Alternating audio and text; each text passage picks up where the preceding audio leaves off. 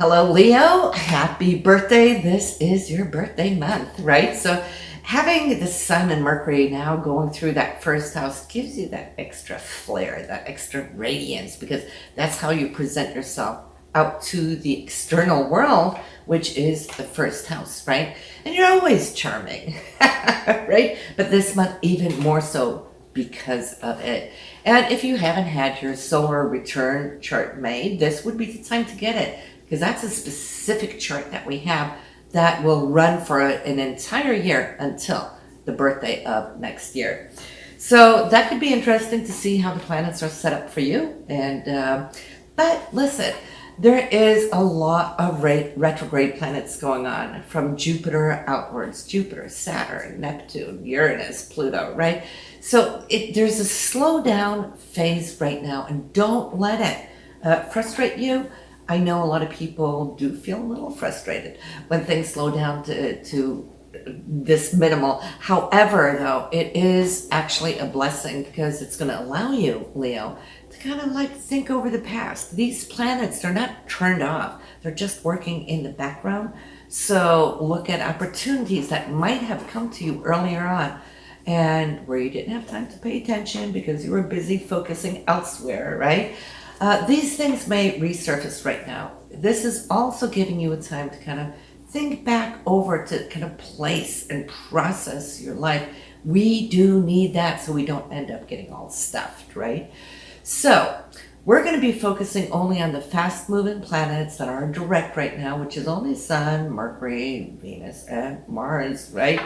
And right now for you, like I said, the Sun and Mercury, first house, August is going to allow you to kind of think about your needs. What is it you want?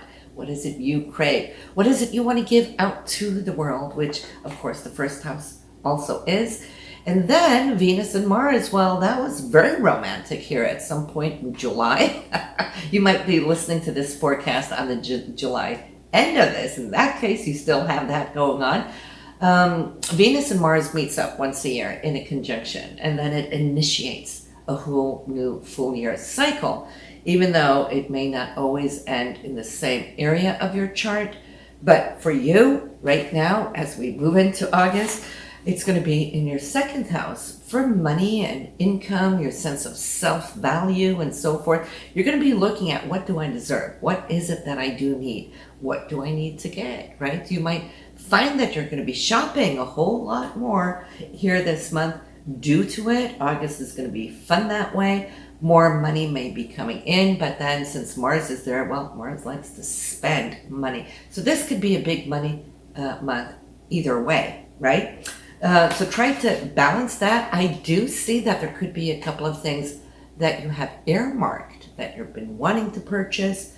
In that case, this is all good. So that's the main areas you're going to see activity. That new moon, however, on the 8th, which if you have your birthday on the 8th, that is pretty cool, all right? That new moon will be right there in your first house. So, of course, your intention should be, what is it that I need? What is it I want to achieve in the coming year? And so forth. So any intentions that are really close to your heart, which the first house represents, that should be where your intention should be sent out to the universe. The full moon, well, that's going to be your relationship house. So it could be situations coming to the surface between you and your spouse, your significant other. If you're single, well, hey, maybe you'll meet somebody. But the area of illumination is that seventh house area. This is how we relate to anybody one-on-one. So it doesn't have to just be in a romantic way. It could be with your clients or whatever it is. But this area is going to be illuminated on August the 22nd, exactly at 29 degrees in Aquarius. So that is something also we can watch out for here in August. The other planets, like I said, they're working in the background of your chart. Like you got Uranus in the 10th house for career. You're kind of contemplating, do I want to make changes? And if so, which direction, or is something coming in? Now, Uranus in the beginning of August is not retrograde. It will join the other retrogrades there on the 20th, August 20th. And of course, these outer planets takes 4 to 5 months before they turn and go direct, right? So basically, it's you working on your relationship with Jupiter and Saturn there, both retrograde, right? Watch out for that full moon on the 22nd. And it's about you, your wants, your needs, your desires, and of course, the spending of the year is taking place now with that Mars and Venus there. So that's a short and a skinny, not too much more to report this month, Leo. But have a good one, have a happy one, and happy birthday again, right? And I will see you next month. Bye now.